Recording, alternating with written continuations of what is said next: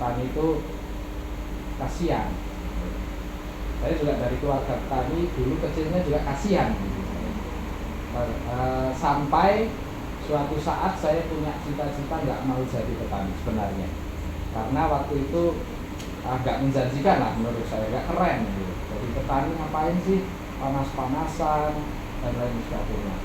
Tapi dengan melihat petani-petani lain yang ibaratnya juga masih masih susah, karena mereka tidak punya nilai tawar, teman-teman.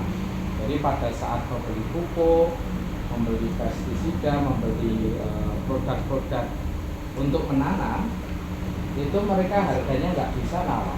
Jadi 20.000, 30.000, 30.000. Itu yang terjadi realita di lapangan. Tapi kalau mereka akan menjual produknya, logikanya gimana? Jadi kalau kita beli barang nggak boleh nawar, sementara kita menghasilkan produk nih, logikanya harusnya bagaimana?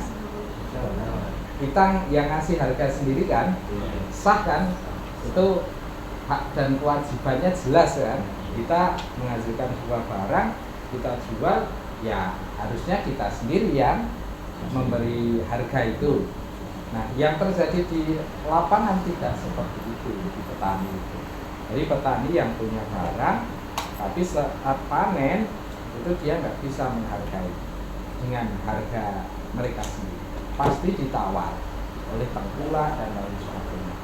Nah, dari situlah maka kami menciptakan sebuah pemasaran yang baru, dan menurut saya juga sangat sederhana, jadi bisa diaplikasikan oleh teman-teman yang lain.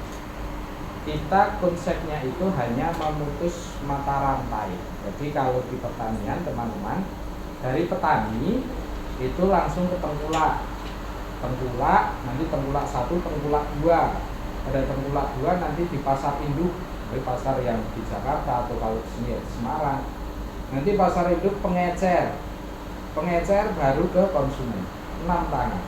6 tangan katakanlah tadi kita berkaitan dengan food loss, jadi kehilangan istilahnya hasil. Misalkan di sini 10%, di sini 10% lagi 20%, 20, 30%, 40%. Jadi rata-rata sayuran itu karena banyak tangan itu juga sudah rusaknya 40%. Petani dibeli dengan harga murah, di konsumen harganya tetap mahal. Nah, siapa yang menikmati hasilnya? Ya rantai-rantai ini. Jadi mungkin teman-teman beberapa hari ini mendengar di sosial media, di Instagram atau di TikTok, banyak petani yang membuang hasil panennya, ya kan? Ada yang dibabat, ada yang dibuang ke sungai dan lain sebagainya.